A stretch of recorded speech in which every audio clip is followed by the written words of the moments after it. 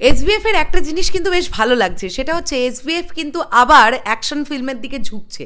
ঠিক প্রথম দিকে তারা যে প্যাটার্নের ছবি করতো আর ইদানিংকালে যে প্যাটার্নের ছবি করে সেটা আকাশ পাতাল তফাৎ। ঠিক আছে, হ্যাঁ, সেই ছবি কি বক্স অফিস করে না? অবশ্যই বক্স অফিস কালেকশন করে, কিন্তু এসবিএফ কোথাও না কোথাও গিয়ে অ্যাকশন ফিল্ম প্রডিউস করা ভুলেই গেছে, জানি না কেন করে না।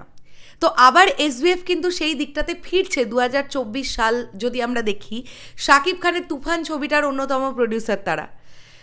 এই ছবিটা আমি জানি না এবার বাংলায় রিলিজ হবে কিনা, যদি হয় তাহলে এসবিএফ এর তরফ থেকেই হবে, এমনটাও মানে হওয়ার সম্ভাবনাটাই তো বেশি। এরপরে যেটা শুনতে পাওয়া যাচ্ছে, রাজ চক্রবর্তীর একটি অ্যাকশন ফিল্মে মিঠুন চক্রবর্তী নায়ক হিসেবে থাকতে পারেন। এটা শুনেই কি অবাক লাগছে না? মিঠুন চক্রবর্তী এই বয়সে তিনি অ্যাকশন ফিল্ম করবেন। নমস্কার বন্ধুরা, আমি পৌশালী, চলে এলাম আরও একটা নতুন ভিডিও নিয়ে। এখন আমরা এই ভিডিওতে এই বিষয়টা নিয়ে কথা বলবো। তোমরা অনেকেই হয়তো অলরেডি পেপার মানে আর্টিকেল যেটা বেরিয়েছে সেটাতে হয়তো দেখে ফেলেছো।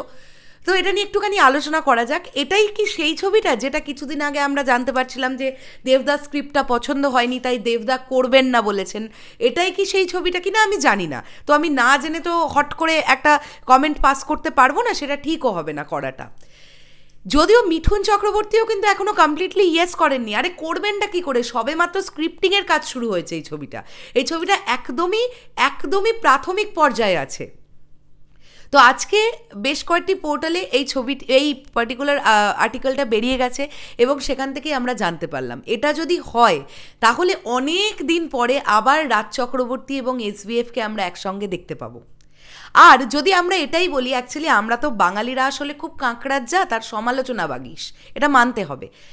মিঠুন চক্রবর্তীকে অ্যাকশন করবেন যদি উনি এই প্রজেক্টে ইয়েস করেন, তোমরা দেখবে একদল বলতে শুরু করবে, এই বয়সে আবার অ্যাকশন করবেন, কেমন লাগবে দেখতে? কেমন লাগবে? রজনীকান্ত করছেন না? 171-এর অ্যানাউন্সমেন্ট হলো না কিছুদিন আগে? জেলার করেননি, অ্যাকশন করেননি। এই বয়সে এসে যদি রজনীকান্ত করতে পারেন তাহলে মিঠুন চক্রবর্তী কেন পারবেন না?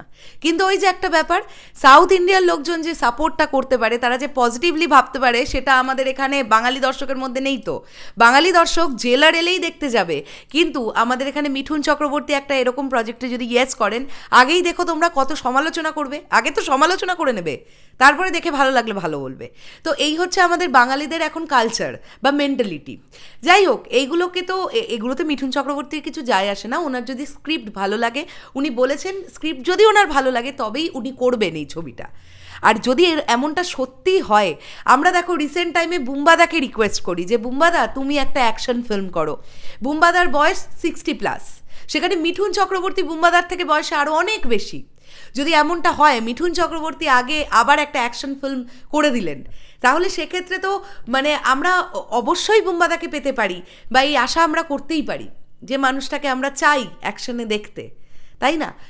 ভালো লাগছে, বিষয়টা বেশ ভালো লাগছে। একটা সময় আমার মনে পড়ে, আমরা যখন খুব ছোট ছিলাম, আমার তখন কত হবে, 7-8 বছর বয়স হবে, হার্ডলি 8-10 বছর বয়স ধরে নাও।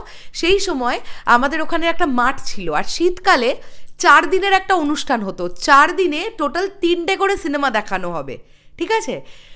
তাঁবু খাটিয়ে মাঠের মধ্যে স্ক্রিন লাগিয়ে সেখানে সিনেমা দেখানো হতো। আমার এখনও মনে আছে, আমি তুলকালাম সিনেমাটা সেখানে যখন হচ্ছিল, মিঠুন চক্রবর্তীর এন্ট্রি সিনে কি সিটি হাততালি।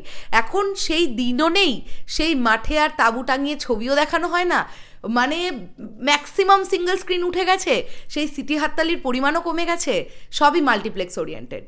তো ওই দিনগুলো আমরা খুব মিস করি। যাই হোক, জানি না অদূর ভবিষ্যতে কখনো আবার সেই দিনগুলো ফিরে আসার সম্ভাবনা কতটা আছে।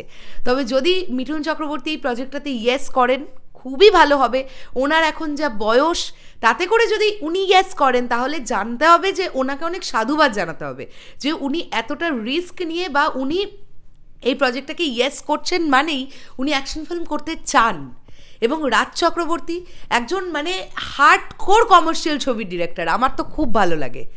দেখা যাক রাজদা মিঠুনদাকে রাজি করাতে পারেন কিনা, বা মিঠুন চক্রবর্তী রাজি হন কিনা। এসবিএফ এর সঙ্গে এই ছবিটা এলে তো খুবই ভালো হবে, আমি তো খুব এক্সাইটেড থাকবো। কেননা এসবিএফ এর রিসেন্ট টাইমে যা ছবি, সে আমরা কি বলি, কুলের আচারের কথাই বলি, বা ওই অর্ধেক তো খাদ্য ইউনিভার্স হয়ে গেছে।